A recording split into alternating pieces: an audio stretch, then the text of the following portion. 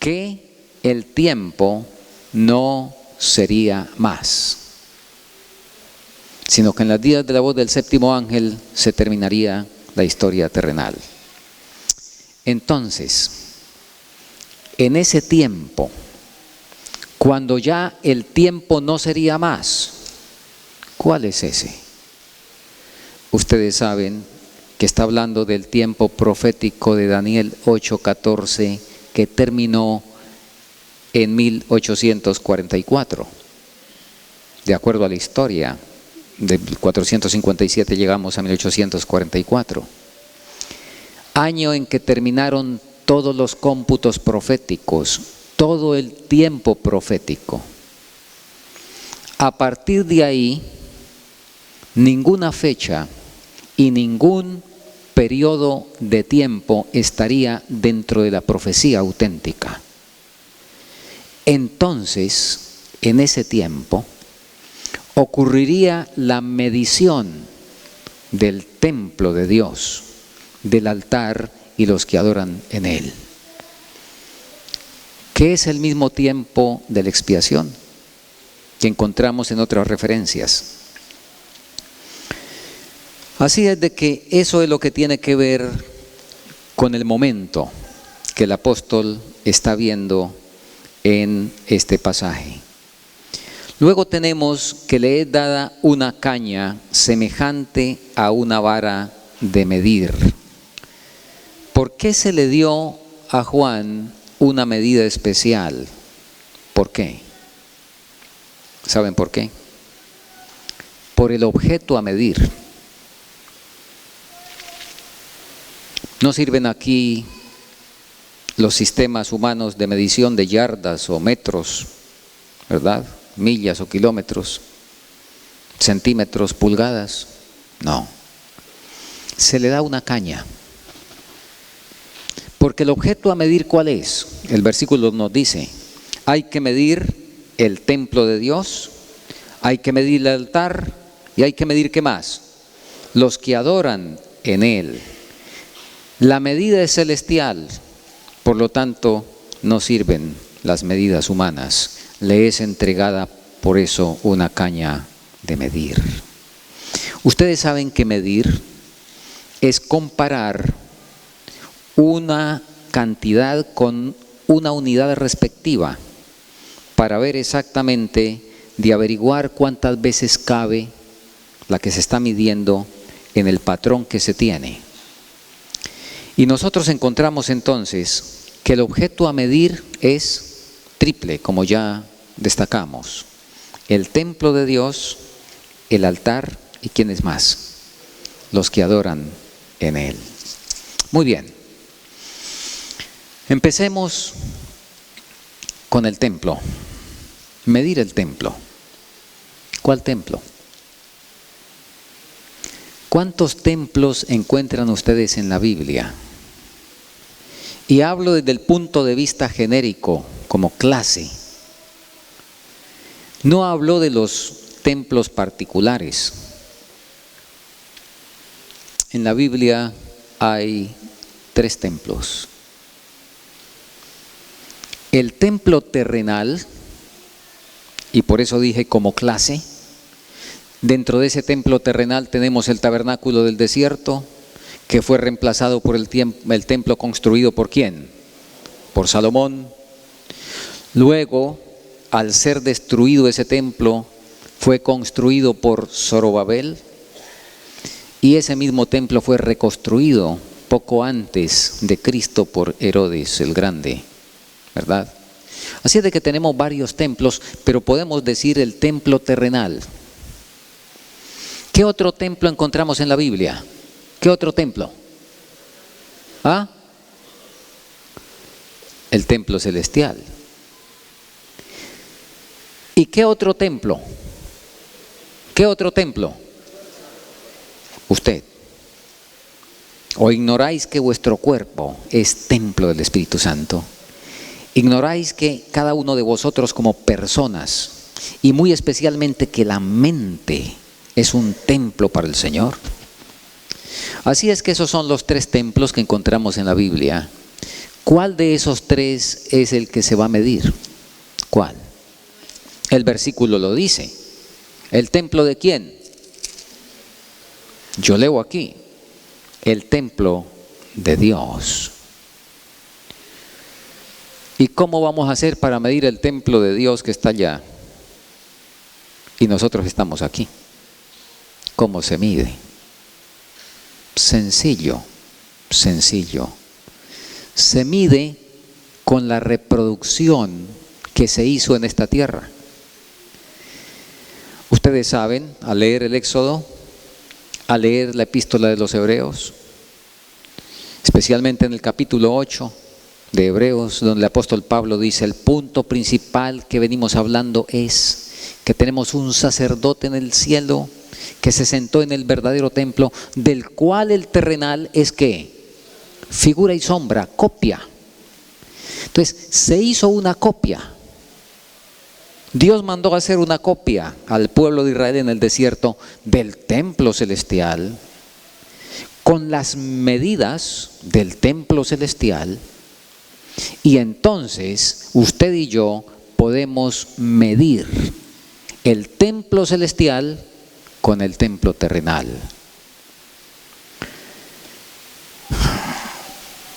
¿Qué queremos decir con eso? ¿Qué nos quiere decir el Señor?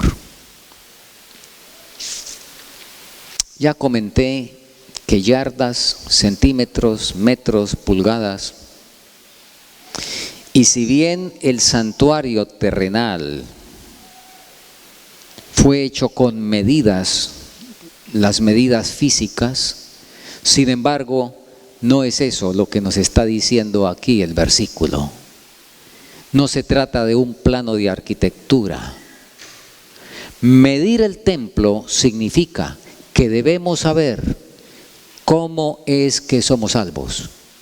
Porque recuerden que el santuario terrenal fue una ilustración didáctica del plan de salvación. Y en el santuario terrenal sabíamos cómo arrepentirnos, cómo confesar el pecado, cómo es que somos justificados, cómo es que somos santificados y, en resumen, cómo es que vamos a ser salvos. Esas son las medidas del templo a las cuales el Señor le dijo al apóstol Juan, mide el templo. En otras palabras, Juan, tú debes saber cómo arrepentirte, cómo se es justificado, cómo se es santificado, cómo se es perdonado.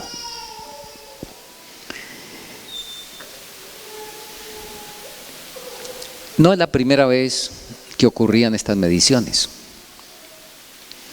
Es más, no es la primera vez que se usa la caña de medir. Esa caña ya había sido usada por otro en el Antiguo Testamento. ¿Recuerdan por quién? Por el profeta Ezequiel.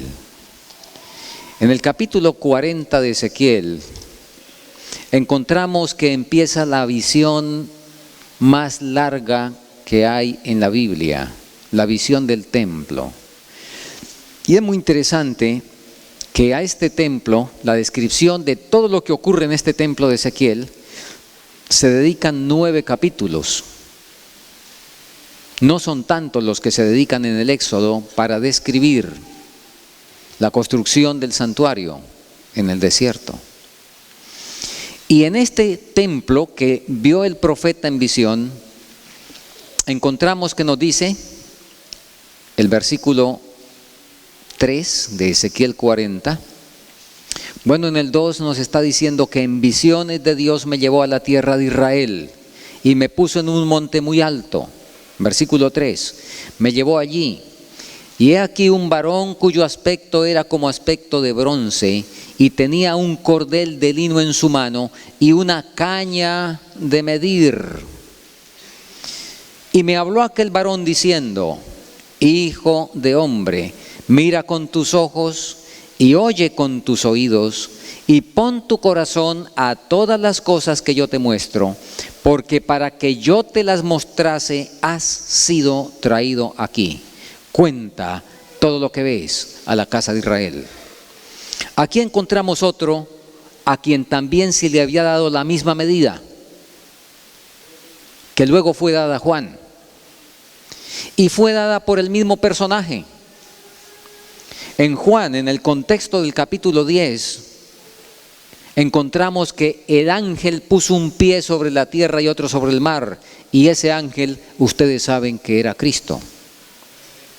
Y en Ezequiel se presenta a un varón vestido ¿de qué? Cuyo aspecto era como aspecto de bronce.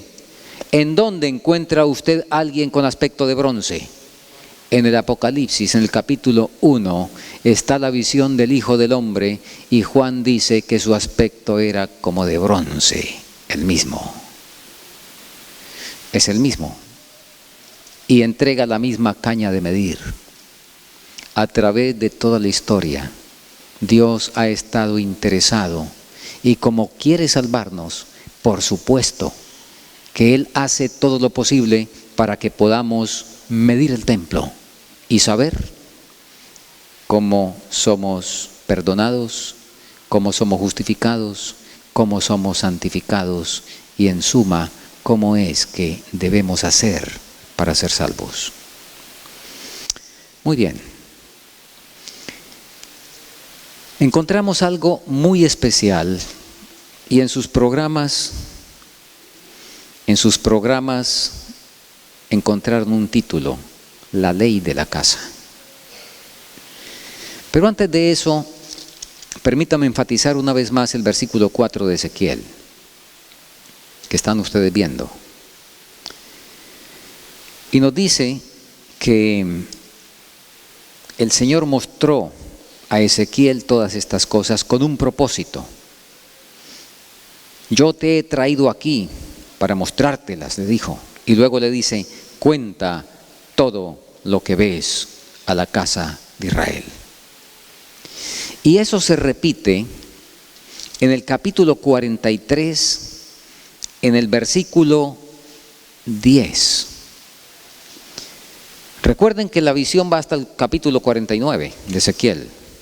Ahora en Ezequiel 43:10 nos dice, tú, hijo de hombre, muestra a la casa de Israel esta casa y avergüéncense de sus pecados.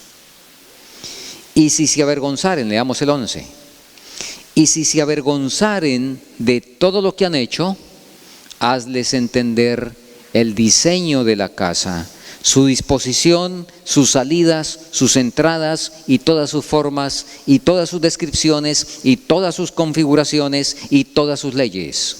Y descríbelo delante de sus ojos para que guarden toda su forma y todas sus reglas y las pongan por obra. Versículo 12. Esta es la ley de la casa. Sobre la cumbre del monte, el recinto entero, todo en derredor será santísimo. He aquí que esta es la ley de la casa. Permítame leer en la versión Dios habla hoy las palabras del versículo 10. Dice, y tú, hombre, cuéntales a los israelitas lo que viste del templo y de sus planos y medidas para que se avergüencen de sus pecados. Cuéntales todo lo que has visto. Y en este punto, hermano, llegamos al meollo de la reflexión de esta mañana.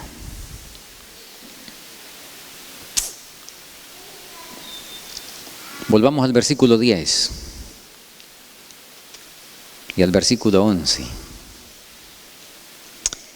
Tú, hijo de hombre, muestra a la casa de Israel esta casa y avergüéncese de sus pecados y midan el diseño de ella.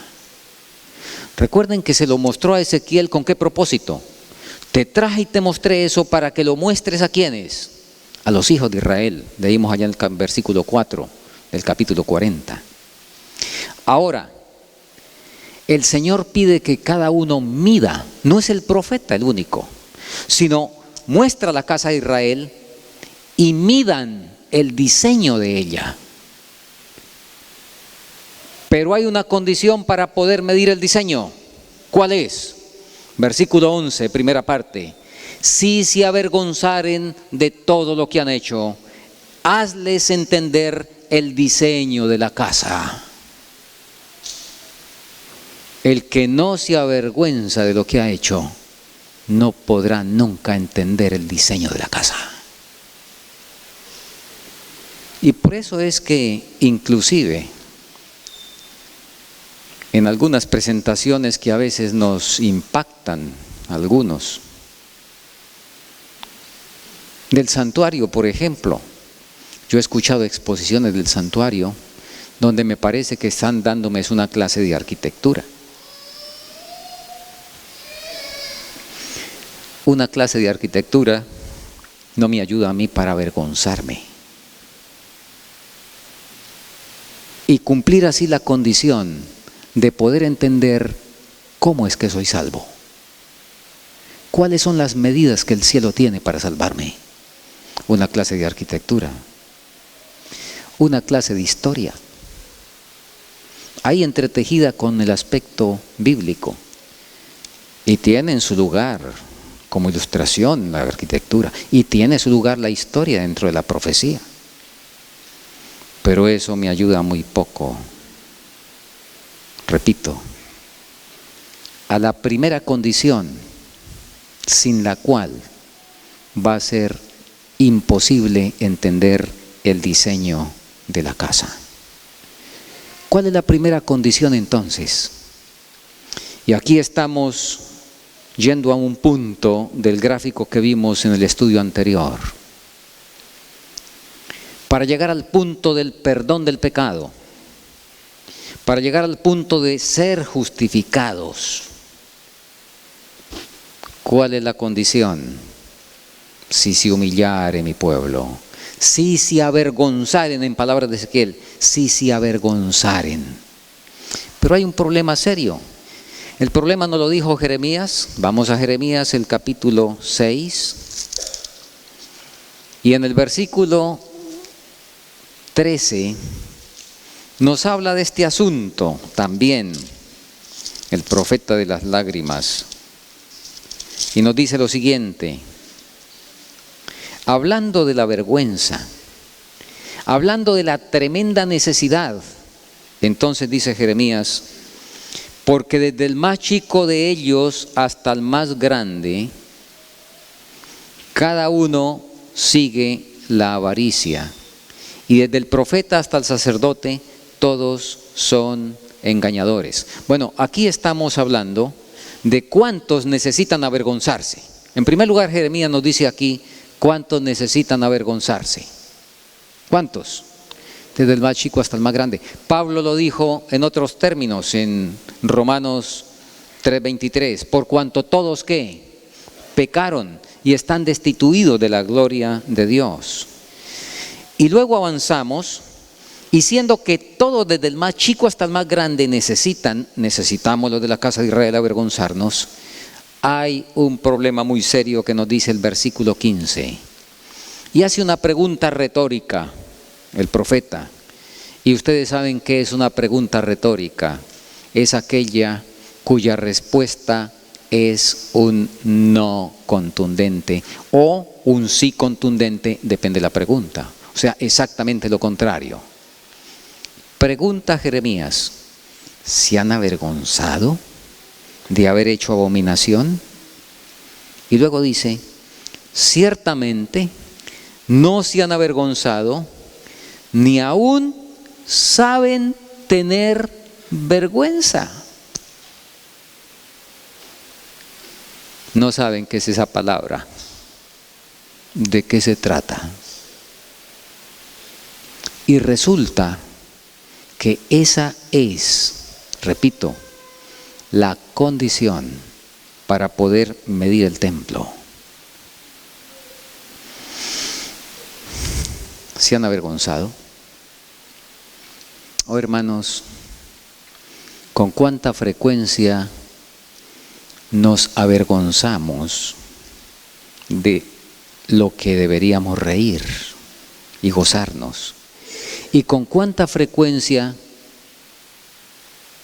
nos ufanamos de lo que deberíamos avergonzarnos, lo que debería avergonzarnos. A ver si comento algo del mundo de hoy.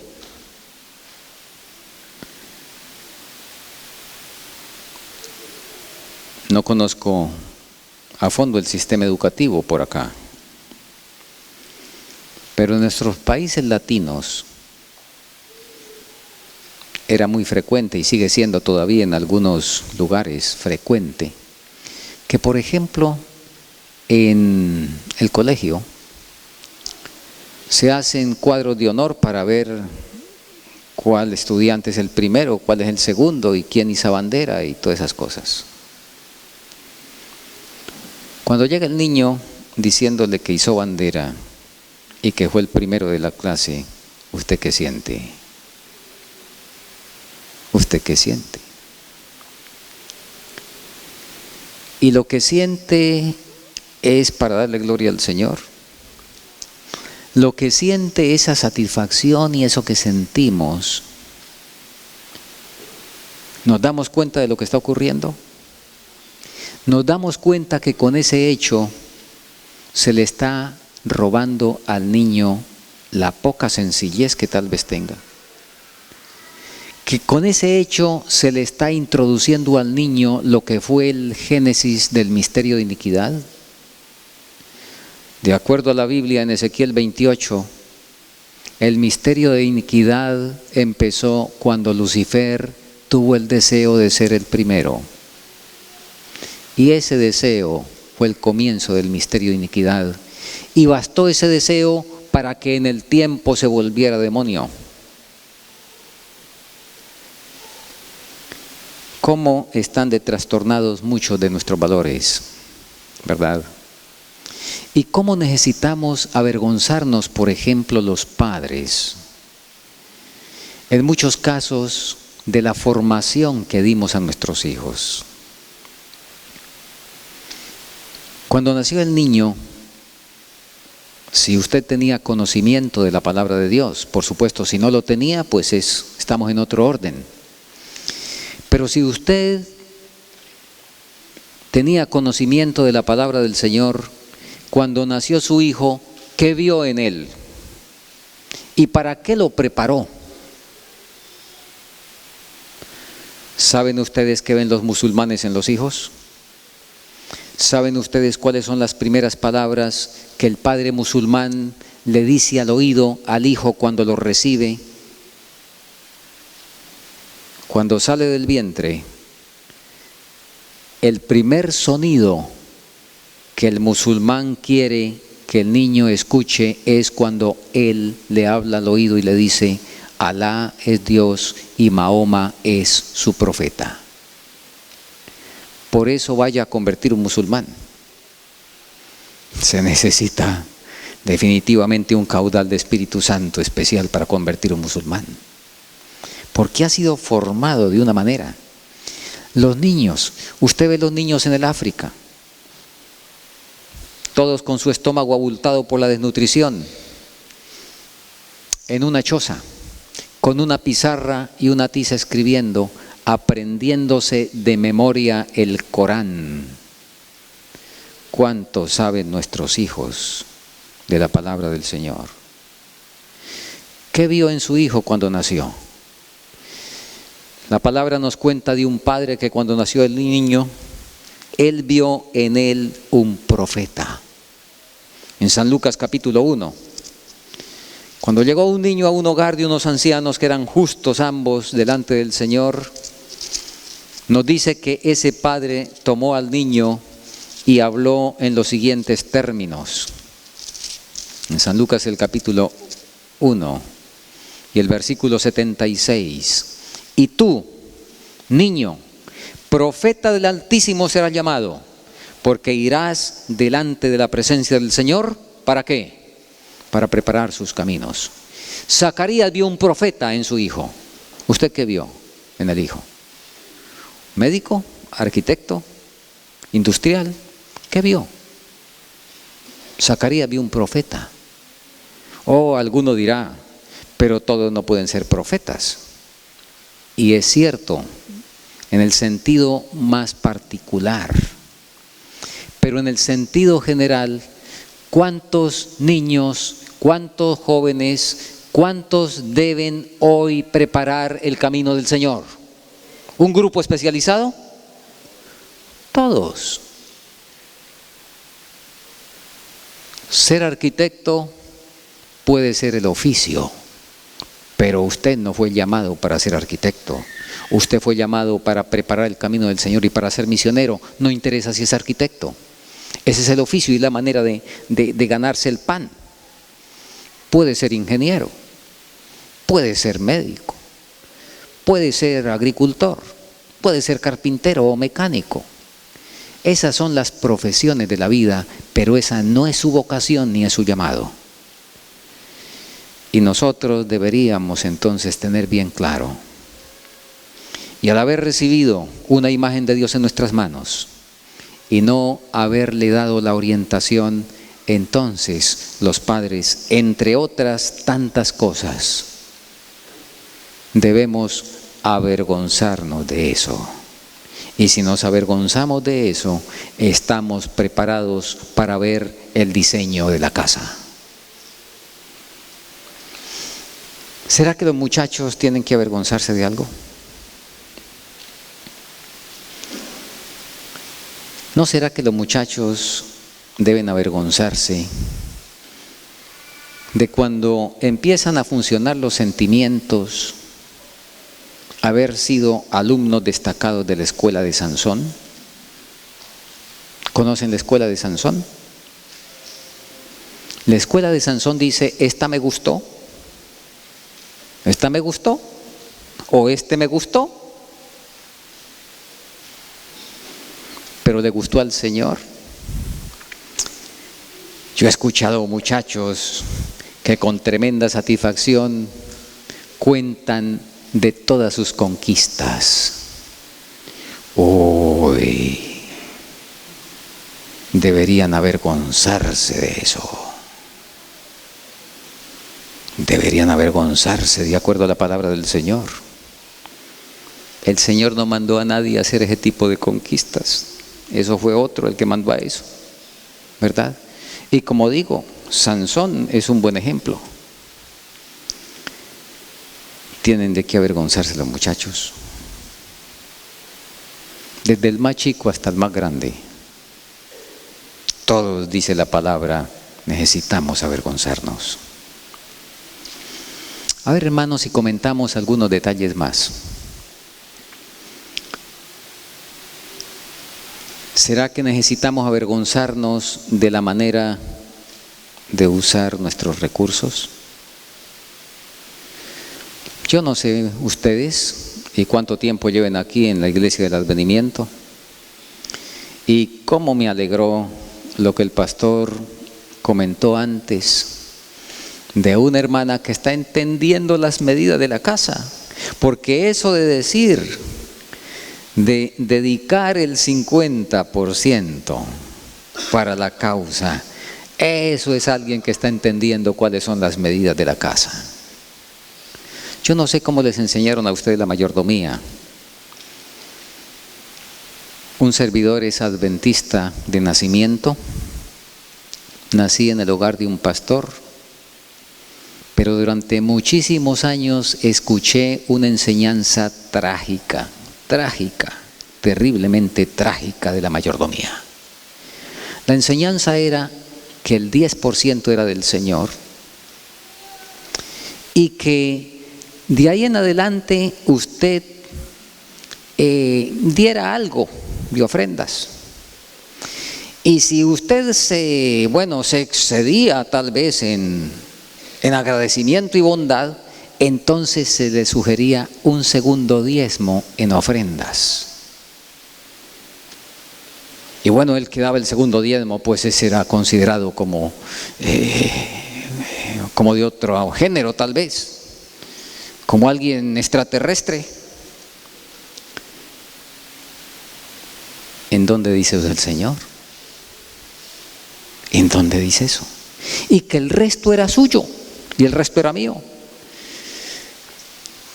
Gano $10,000, el 10% para el Señor porque eso es sagrado, el 10% de ofrendas, y entonces me miran como generoso, y 8,000 son míos para irme de crucero cada que pueda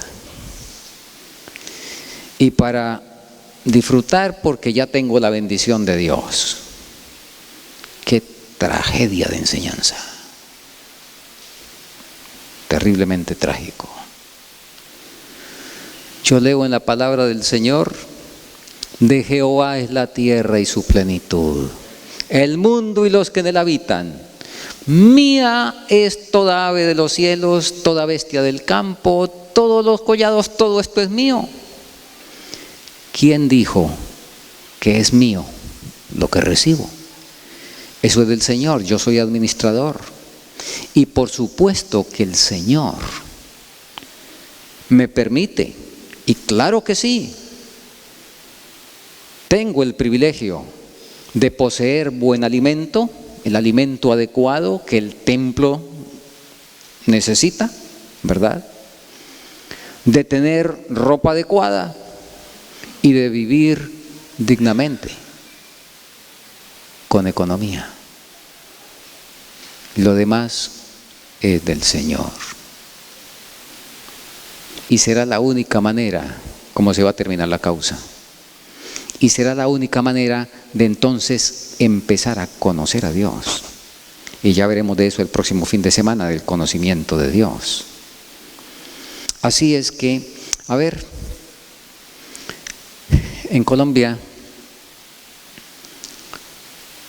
tuve contacto, bueno, tengo un personaje bastante cercano en amistad, y él maneja ciertos recursos. En un momento dado regresó de Europa, contó con tremenda satisfacción que había gastado $150,000 en la vacación. Su hermano, que lo estaba escuchando, se le bajaron un par de lágrimas, y luego, cuando él se ausentó, me dijo: con ese dinero se habrían construido 3 casas de salud, 3 sanatorios aquí en Colombia. Uno de ellos estaba triste de ver lo que había ocurrido, el otro estaba feliz y no se estaba avergonzando de lo que se debería avergonzar. Ahora, al contar este ejemplo, no estamos tratando de legislar y venir a decir que son pecaminosos los descansos y las vacaciones, ¿verdad? No estamos diciendo eso. Sino lo que estamos diciendo es cuánto se invierte y cuánto se gasta en el yo, contrastado con lo que damos al dueño de eso que me facilitó. Ese es el punto que queremos destacar. Sin duda, que muchos debemos avergonzarnos de nuestra mayordomía. Y quiero decirles, mis queridos hermanos, si esta mañana en este punto quiere el Espíritu Santo dejar una pregunta en sus mentes. Si usted tiene recursos adicionales a su comida, a su techo, a su vestido, ¿qué está haciendo con esos recursos? El hermano que les contaba maneja pues diferentes empresas, y él en este tiempo todavía está multiplicando sus empresas y dice: es que quiero que haya más diezmos para el Señor. Oh, qué buen corazón, 10 para él y 90 para mí. Y dice que esa es la razón de seguir multiplicando las empresas en un tiempo cuando la inspiración nos dijo que cuando viéramos todas estas cosas, deberíamos orar fervientemente al Señor para que Él nos muestre cuánto y cuándo vender, antes de que todo el trabajo de nuestra vida pase a manos de quien va a pasar, de acuerdo a Apocalipsis 18. Oh hermanos, si se avergonzaren de todo lo que han hecho. ¿Saben una cosa?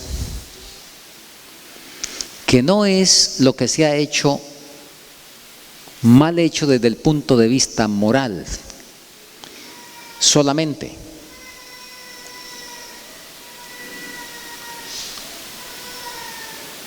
Leímos y leemos en la Biblia, si se avergonzaren de todo lo malo, dice así. ¿Cómo leímos en el versículo? Si se avergonzaren de todo lo que han hecho, ¿será que incluye algunas cosas buenas externas? ¿Será que incluye algunos de nuestros servicios que hemos prestado a otros? ¿Podrán estar incluidos aquí, que hay que avergonzarnos de eso? Sí. Escuchen una declaración inspirada. Escuchen una declaración inspirada que dice lo siguiente. Y de paso, es una bendición tener el lente del espíritu de profecía que el Señor ha dado a su pueblo en este tiempo final. No conozco a mis hermanos. Sé que en todo público hay personas de diferentes edades y experiencias espirituales. No sé de los que están aquí cuántos conocen, han escuchado sobre el espíritu de profecía, que no es una nueva doctrina o una nueva declaración de fe, sino que sencillamente es un lente que nos ayuda a leer cuando no alcanzamos a ver, y entonces ahora necesitamos un lente. Animaría, si alguien todavía no ha tenido contacto, le animaría a ni recibir ni desechar sin primero probar. Animaría a que ninguno diga no me gusta, así como los niños pequeños, ¿verdad? Usted le ofrece a un niño pequeño una cosa que no ha probado y ¿qué dice? No me gusta. Y cuando de pronto la mamá con sabiduría se la pasa sin que él se dé cuenta, dice deme más, ¿verdad? Bueno, animo a si alguno aquí todavía no ha gustado de eso, que lo pruebe. No le estamos diciendo que lo acepte, no, pruébelo, pruébelo. Atrévase a leer El Camino a Cristo. Así como lee tantos otros libros, no va a perder nada, le garantizo que no va a perder nada. Así es de que ¿cuántos libros ha leído de tantas otras cosas? Lea El Camino a Cristo, o lea El Deseado de todas las gentes. Y permítame aquí cuento una experiencia. Y voy a hacer que me permiten hacer un paréntesis de unos 5 minutos aquí para lo siguiente. En Colombia, uno de nuestros hermanos que vive en el campo, su forma misionera de llegar a los hogares de la ciudad y cumpliendo lo que el Señor dice, que las ciudades serán amonestadas y deben ser amonestadas por la gente que vive en el campo, en la medida en que vamos pudiendo hacer eso, ¿verdad? Así es de que como una forma de llegar a los hogares, el hermano se puso a hacer pan. De paso, pues era también una manera de tener su alimento. Vender pan e ir por las casas ofreciendo un pan saludable, hablando de salud, etcétera.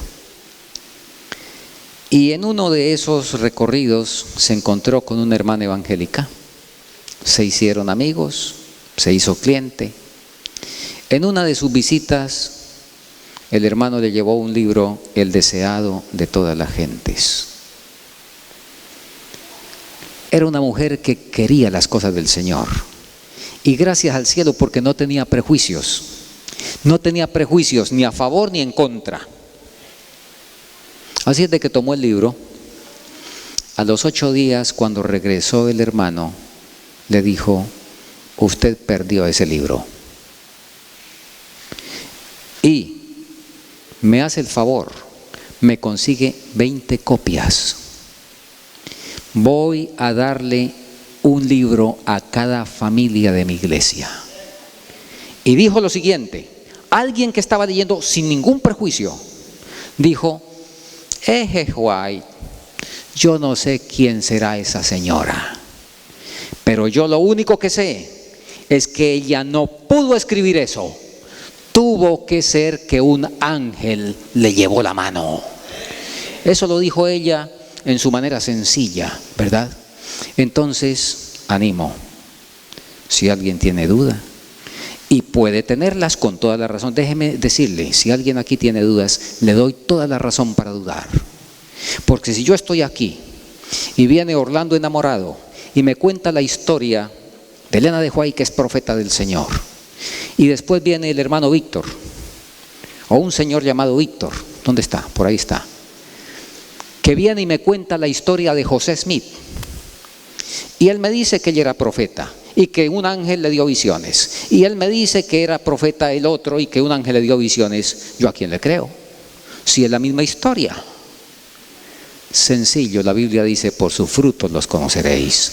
Lea, lea, y entonces al leer usted podrá decidir sabiamente.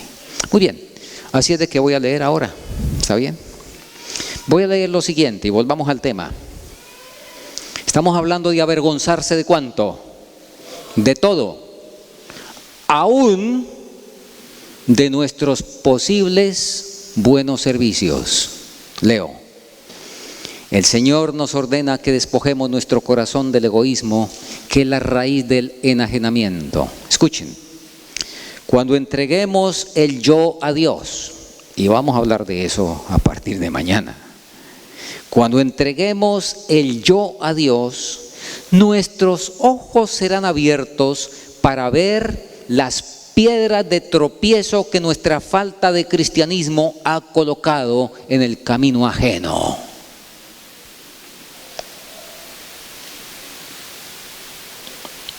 No me glorío de lo que les voy a contar. Lo leímos en Joyas de los Testimonios, tomo 2, página 382. Vuelvo a leer. Cuando entreguemos el yo a Dios, nuestros ojos serán abiertos para ver las piedras de tropiezo que nuestra falta de cristianismo ha colocado en el camino ajeno. Tengo más de 25 años de vivir en el campo. Ha ido mucha gente a mi casa. Han vivido unos cuantos durante algunos periodos. Unos años atrás tuve que pedirle perdón al Señor y pedirle que me diera una nueva oportunidad con personas que habían ido a mi casa y a quien yo les había servido. Porque llegaron a mi casa con necesidad. Y por supuesto, yo fui movido a misericordia. Y entonces les dije, ¿cómo no? Vengan, aquí hay comida, aquí hay techo. Y empecé a servirles con comida y techo. Pero mientras mi yo no se había rendido completamente al Señor, lo que yo estaba considerando un servicio y que desde el punto de vista físico de alguna manera pues lo era, porque lo es, sin embargo, en la medida del Señor y en la medida espiritual, yo estaba siendo piedra de tropiezo. Y cuando entonces, si llegaba la familia, y bueno, hay que establecer contraprestaciones. Entonces, si yo le estoy dando la comida, entonces es bueno que la señora sea la que se encarga de la cocina y los oficios, y que la esposa dice, le estamos dando la comida, pues siquiera yo descanso.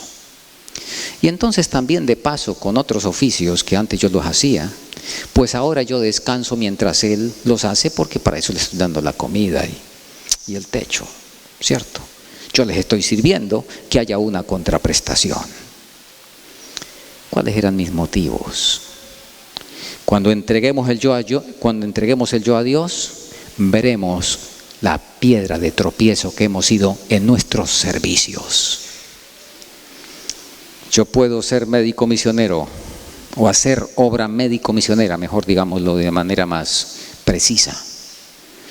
Puedo hacer obra médico misionera y de eso puedo perfectamente pedirle perdón a Dios, tener que pedirle perdón si lo hice con propósitos egoístas, si lo hice con deseo de que el yo fuera exaltado, si lo hice pensando en una contraprestación, si lo hice pensando en sacar algún provecho, entonces debo avergonzarme de ese tipo de servicio, debo avergonzarme de ese fomento, lo cual mandó el Señor que lo hiciéramos, debo avergonzarme de ese pan integral, lo cual mandó el Señor que lo hiciéramos, cualquier cosa que haya sido mientras todavía reinaba el yo, es una razón para avergonzarnos de eso. Si se avergonzaren de cuánto, de todo lo que han hecho. Cuando yo reviso mi disque ministerio y lo comparo con el de un hombre que se llamaba igual que yo, me avergüenzo. Juan el Bautista. Juan el Bautista en 6 meses cumplió con la obra de su vida. En 6 meses preparó el camino para la venida del Señor. Bajo el poder del Espíritu Santo bastaron 6 meses para que cumpliera el sentido y el objetivo de haber pasado por esta tierra. Cuando yo pienso en mis 30 y tantos años de ministerio, creo que digo como Job, me arrepiento y me avergüenzo y me arrepiento en polvo y ceniza. Y le ruego al Señor que por su misericordia y por su gracia pueda ya cuando estoy de salida, como dicen en Bolivia, ya cuando estamos de salida, pero sabemos que el Señor en su gran bondad puede hacer que el sol de la tarde sea sazonado y productivo. Y al avergonzarnos de todo, podemos entonces entrar y ver las medidas de la casa. Mis hermanos, vamos a ir concluyendo con algo tremendamente extraordinario. El versículo nos decía, mida, ¿qué? El templo. ¿Qué otra cosa? El altar. Bueno, al medir el templo ya nos estamos midiendo nosotros, ¿verdad? En lo que hemos dicho. Pero yo voy a llamar rápidamente la atención a la segunda medida, el altar. Ahora, quizá dejemos el altar y permítame pasar a los que adoran en él. Y leo para eso de los que adoran en él lo siguiente, lo leo en el comentario bíblico, el tomo 7. El gran juicio se está llevando a cabo desde hace algún tiempo. ¿Desde cuándo se está llevando a cabo el juicio? Aquí no nos dice el año, pero nosotros sabemos. ¿De qué juicio habla acá? Del día de la expiación. ¿A partir de cuándo? Muy bien, 1844. El gran juicio se ha estado llevando a cabo y desde hace algún tiempo. Ahora el Señor dice, mide el templo y los que adoran en él. Mientras recorréis las calles haciendo vuestros negocios, recordad que Dios os está midiendo. Mientras desempeñáis vuestros deberes en el hogar, mientras conversáis, Dios os está midiendo. Recordad que vuestras palabras y acciones están siendo fotografiadas en los libros del cielo, así como el artista reproduce el rostro en la placa pulida. Mide el templo y los que adoran en él. Jesús dijo, de toda palabra daremos cuenta. Eso está en la Biblia, ¿verdad? Y esto está, por supuesto, ampliando esa expresión sintetizada de nuestro Señor Jesucristo. Consideremos finalmente, como acabo de decir hace unos momentos, la medida del altar. Interesantísimo. Volvamos a Ezequiel 43. En Ezequiel 43 encontramos en el versículo 13. Bueno, recuerden, la ley de la casa, ¿cuál es? Porque si nos avergonzamos de todo, entonces podemos empezar a ver las medidas. Y entramos al templo. Interesante, al templo se entra cuando se ha avergonzado de todo. Y finalmente, después de ese recorrido, se llega a una cumbre. Aquí la presenta como la cumbre del monte, en el versículo 12. En el versículo 12 nos dice, esta es la ley de la casa. Y miremos el 12 antes del 13. Esta es la ley de la casa. Sobre la cumbre del monte, el recinto entero, todo en derredor será ¿qué? Santísimo. Esta es la ley de la casa. Y ahora sí el 13. Estas son las medidas del altar. Y aquí el profeta está hablando de unas medidas simbólicas, ¿verdad? Que no nos interesa mucho saber las medidas concretas de la caña que medía 3 metros, porque era una caña de 6 codos. Eso es más o menos 3 metros, ¿verdad? Pero repito, el Señor no está interesado aquí en la arquitectura. Estas son las medidas del altar y vienen unas medidas. ¿Cuál altar? Cuando usted se dirige al santuario, a ver, traigan a su mente por favor el santuario de Israel, allá el del Éxodo. Cuando usted entra, ¿qué es lo primero que encuentra? ¿Qué es lo primero que encuentra? Allá en el atrio. Antes de poder entrar al templo, ¿sí o no? ¿Qué encuentra?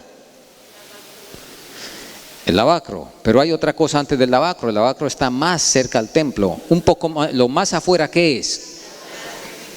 ¿Qué dijo? ¿Qué dijeron? Me alegra que ninguno dijo que una pasarela. Porque la gente le gusta en la pasarela. ¿Usan ustedes esa palabra aquí? ¿Saben qué es una pasarela? La gente no le gusta el altar. Y el altar se parece muy poco en una pasarela. Lo único que se parece es en lo elevado que están del suelo. Pero el altar es para dejar ahí sangre, sudor y lágrimas. ¿Sí o no? Bien distinto, repito, de una pasarela. Y en primer lugar nos da las medidas del altar. El que quiera entrar en el templo tendrá primero que pasar las medidas del altar.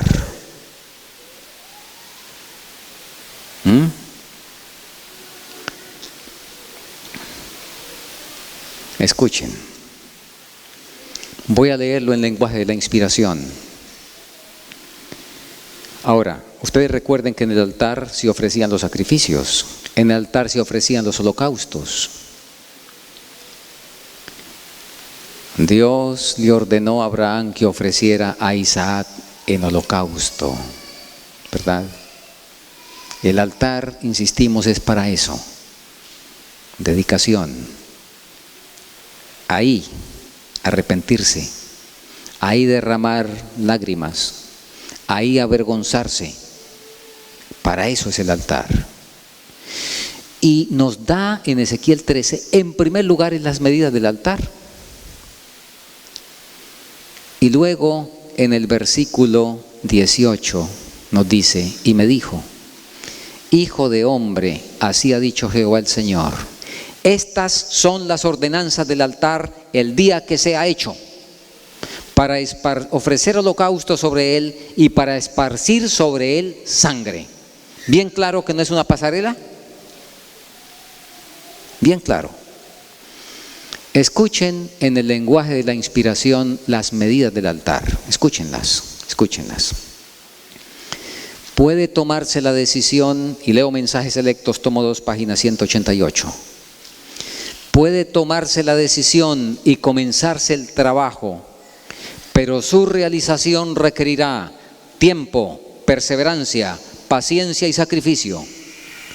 La senda que conduce al cielo es demasiado angosta para permitir que los de figuración social y los ricos la recorran pomposamente. Hago aquí una pausa. La senda que conduce al cielo es demasiado angosta para permitir que los de figuración social y los ricos la recorran pomposamente. ¿Pueden recorrer los ricos la senda al cielo? ¿La han recorrido algunos ricos en el pasado? Sí, claro que sí. Sí se puede, sí puede un rico recorrer la senda al cielo, pero no pomposamente. ¿Era rico Abraham? Génesis 13:1 dice, era riquísimo en oro, ganado y plata. Tenía 1000 personas en su empresa. Una empresa con 1000 personas debe producir, ¿sí? Pero Abraham no recorría el camino al cielo pomposamente. Dice la inspiración que no había en su lugar, en su casa no había una cocina para él y su familia con nueces y otra cocina con tubérculos para los empleados. No había un camino real para él y su familia, y para los demás otro camino. Ustedes lo han leído en la Biblia. Génesis 18. Un día llegaron 3 forasteros y Abraham corrió a servirles, no como a mí me gusta servir en la carne. Cuando yo estoy en la carne me gusta servir, pero a mí me encanta es el servicio ejecutivo. Cuando llega alguien a mi casa, entonces yo le digo, esposa, prepárele el almuerzo. ¿Qué más necesita? Hija, tráigale la ropa del cuarto. ¿Necesita salir a algún lugar? Hijo, por favor, lleve al hermano a tal parte. ¿En qué más puedo servirle? Así es que a mí me gusta servir. Abraham no servía así. Usted encuentra en Génesis 18 que llegaron 3 forasteros y Abraham corrió, les dijo, por favor vengan, y los dejó debajo de un árbol. Un momentico, por favor.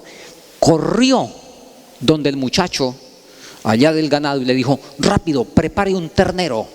Ustedes saben, no estaba en el tiempo nuestro para el mensaje que nosotros sabemos. Prepare un becerro bueno. Luego corrió donde Sara y le dijo, rápido, unos panes en el rescoldo, mientras yo voy a lavarles los pies. ¿Correcto? Claro que delegó lo que él no alcanzaba a hacer, por supuesto que sí, pero estuvo dispuesto a hacer la labor más humilde. Abraham recorrió al cielo como rico el camino al cielo y hasta que murió fue rico, pero no recorrió la senda pomposamente. Lo que la cita dice es que los ricos no la pueden recorrer pomposamente. Pero hubo uno en el Nuevo Testamento que ese sí tenía el concepto de mayordomía que a mí me enseñaron. 20 o 30% para el Señor y lo demás es mío. Y vino a Jesús y le dijo, ¿qué me falta? ¿Se acuerdan? Jesús le habló en el lenguaje que él podía entender. Para empezar le hizo una pregunta semi-cuasi católica o pagana. ¿Qué debo hacer? No le preguntó qué debo ser, sino qué debo hacer. Y Jesús le hizo una lista. Y como él tenía los conceptos externos, dijo, bien, esto sí, esto también, esto sí, todo está verificado. Maestro, está listo. ¿Qué más me falta? El Señor le dijo, le falta una cosa. Dame, hijo mío, tu corazón. Pero así no sí dice la Biblia. Sí, así dice. Lo que pasa fue que Jesús se lo dijo en el lenguaje que él podía entender. Si le hubiera dicho, dame, hijo mío, tu corazón, en esas palabras físicamente hablando, el joven habría corrido y le habría traído el certificado bautismal. Y le habría dicho, mire, en esta fecha le entregué el corazón. Porque él entendía que entregar el corazón era bautizarse. Y a él lo habían bautizado sin haber muerto, siendo vivo. Entonces Jesús le dijo: dame, hijo mío, tu corazón, pero se lo dijo llevándolo al laboratorio práctico para ver si era cierto que le había entregado el corazón a Jesús, y le dijo: venda todo lo que tienes. Y no pasó la prueba. Quería recorrer, era rico, no como Abraham, mucho menos rico que Abraham, tenía de todas maneras, pero quería recorrer la senda al cielo pomposamente. Y estamos leyendo: la senda que conduce al cielo es demasiado angosta para permitir que los de figuración social y los ricos la recorran pomposamente. Ahora, sigo, no se me pierdan, porque estamos con las medidas del altar. ¿Está bien? Seguimos leyendo. Demasiado estrecha para dar lugar a la ambición, y demasiado empinada y áspera para que transiten por ella los carruajes de comodidad. Y ahora escuchen las medidas, porque vienen ahora más precisas. Escuchen las medidas del altar, escúchenlas. El esfuerzo, la paciencia, la abnegación, el vituperio, la pobreza, el trabajo duro, la oposición de los pecadores. Todo esto constituyó la parte que Cristo debió soportar, y también debe ser la parte que el ser humano debe llevar si desea alguna vez entrar en el paraíso de Dios. Estas son las medidas del altar. Mensajes selectos, tomo 1, página 188. Tomo 2, disculpe, tomo 2, 188. Hermano, ¿ya construyó el altar?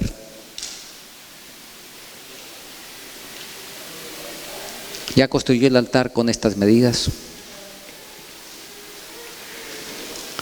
El altar está fuera del templo. Hay que construir el altar para poder entrar al templo. Tremendo esto que estamos diciendo. Tremendo. Por la gracia de Dios, si no hemos construido el altar, sin duda que al Señor le encantaría que esta semana decidiéramos construir el altar. Decidiéramos aceptar las medidas del altar. Por supuesto, yo sí he construido el altar de Caín, con mis medidas. ¿Qué le trajo Caín al Señor? ¿Le trajo ofrenda o no? ¿Qué tipo de ofrenda? Le trajo una ofrenda desde su carruaje de comodidad. El joven rico daba para la causa hasta el 30% de acuerdo a las ordenanzas judías del Antiguo Testamento, pero era un 30% desde su carruaje de comodidad. Y espero que ninguno en este caso lleve el asunto solamente al aspecto económico. En algunos casos alguien no podrá dar más que un 12% en total, por decir algo, y eso ser para Dios mucho más significativo que otro que diera 80%. Eso depende de montos y tantas cosas. Estamos hablando de la actitud, estamos hablando del motivo, ¿correcto? Así es que estas son las medidas del altar, repito. Y el Señor, ¿cómo le gustaría que todos los que están aquí en esta mañana, ninguno se fuera, que ninguno terminara, por lo menos esta semana, sin decidir construir el altar, aceptando las medidas del altar que Dios da en su palabra? Destruyendo mi altar, y digámoslo, hermanos, quizá de manera fuerte, mi altar, el construido con mis medidas, es un altar para Baal, pero no para el Dios del cielo, ¿correcto? Y miren la misericordia del Señor, y este es el pensamiento final. Estas son las ordenanzas del altar, versículo 18, Ezequiel 43. El día que sea hecho. Oh, hermanos, cuando leo esto, a mí me conmueve. Y me acuerdo del himno: oh, qué amor inmensurable, qué clemencia, qué bondad. El Señor esperarme, como dice el profeta Isaías, aún hasta las canas, para que construya el altar. Y haberme esperado tantos años y todavía decirme: construye el altar. Y el día que decidas hacerlo, estas son las medidas. Que todavía yo tenga oportunidad, después de tanto tiempo, de construir el altar, y que Dios no se haya cansado conmigo. Qué clemencia, qué bondad, qué plenitud de gracia, como cantamos, prenda de inmortalidad. Que el Señor nos ayude. Y repito, que no salgamos de aquí sin decidir construir el altar, para poder entonces medir el templo y saber exactamente cómo es que Dios se goza en salvarnos. Que el Señor nos bendiga.